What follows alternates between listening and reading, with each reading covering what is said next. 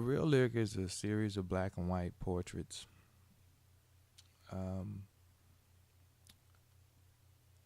it consists of subjects holding mirrors that I am that I'm reflected in.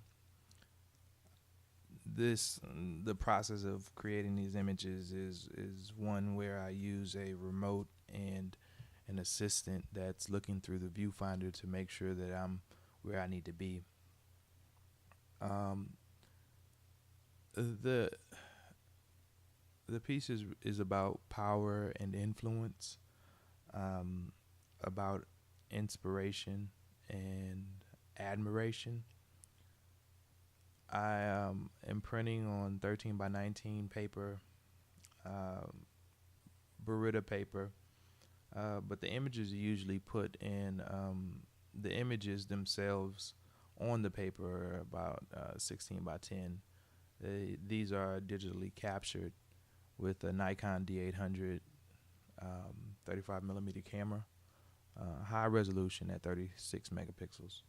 Um, so the quality of the print is actually comparable in a sense to medium format cameras, as long as it's printed within a a decent size. My influences are Dwayne Michaels for his mode of thinking, his way of communicating a thought. Um, that is, I would say, poetic and philosophical, but not surreal.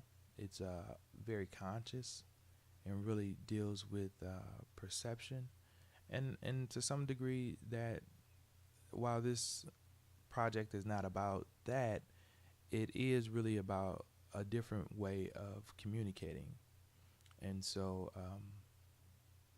that's why I really point to him as a way of simply looking at his work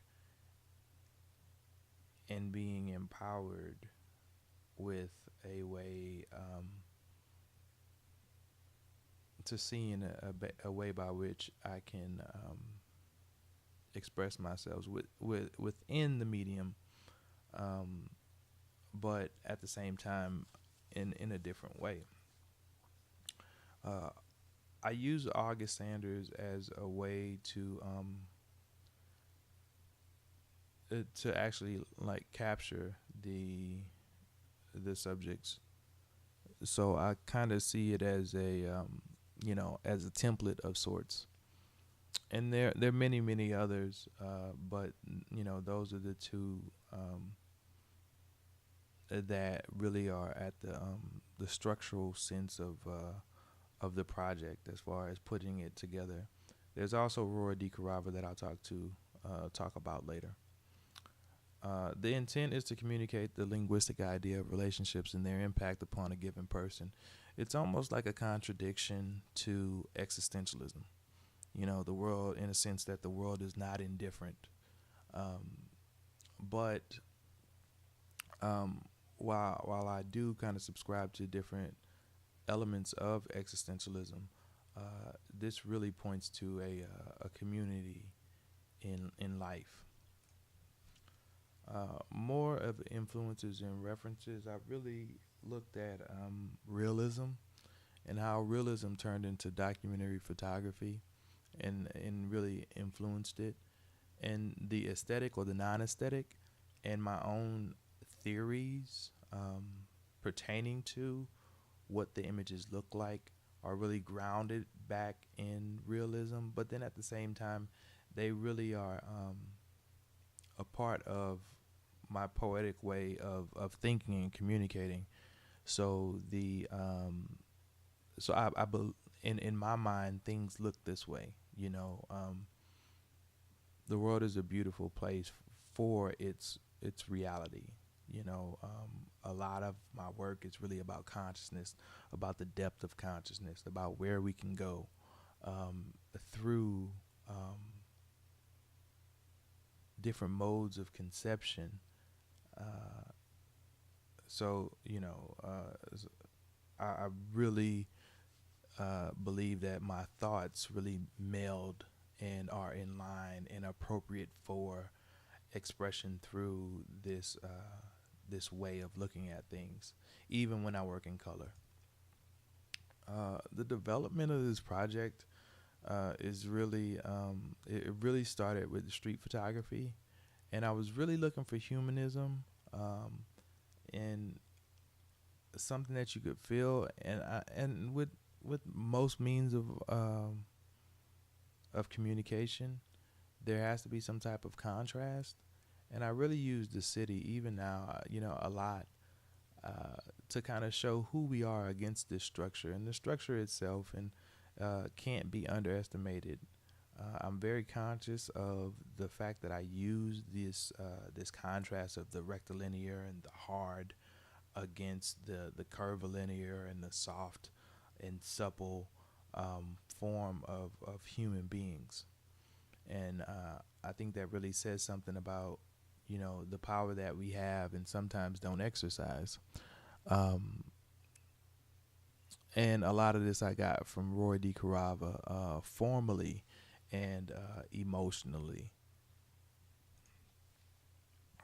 And another way that I kind of started out and kind of still speaking to that was this idea of the parallel universe, and I was really trying to get closer to the this place where we feel, and I just was looking at reflections and shadows, and I was kind of using those as metaphor, and so you can see how that's still in the project that I'm working on, but it's it's taken up a different shape, but at the same time that work has remained consistent in my ideas about emotion and about who we are, but it's just communicated differently.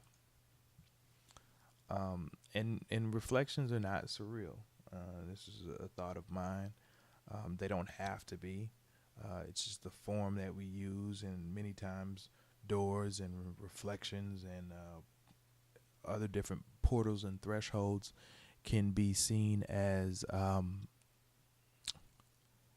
they're um, they can be about longing, but I think that there's something to you know um, reflection, as self-reflection, as something that we look into, as a mirror of who we are.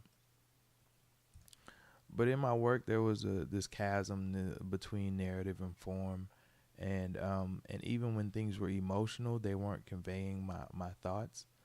And so, one day I was really, really thinking about it and how I could, make something different. And that's when I really thought about portraiture against these structures, and people in their own mirrors, these varied mirrors that they own, meaning that um,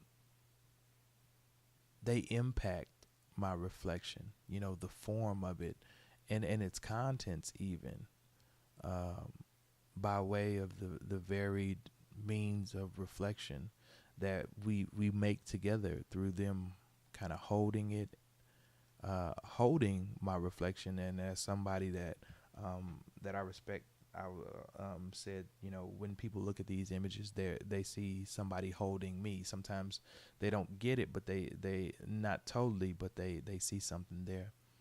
And so I was just trying to get nearer to the conception of the thought. What I was trying to get out of it: this admiration, this love, but then this idea of power, that continues to be fluid, you know, and Michel Foucault talks about that, and that's one thing that I'm very fascinated by. And I'm continuing to think about August Sanders and what and how I can vary the subjects and what that means and what that shows and the impact of that. And so in these last two images, I really thought that I could do that. Look at I had an older gentleman here, and then in the last slide I had, um, you know, three generations of people. I think I can enhance this project, possibly by using film, medium format, and then I'm thinking about compression also by using a telephoto lens. I've used a 50 millimeter for most of this, and I'm just kind of fascinated by compression and what that might mean as symbolically as far as space and time. Thank you.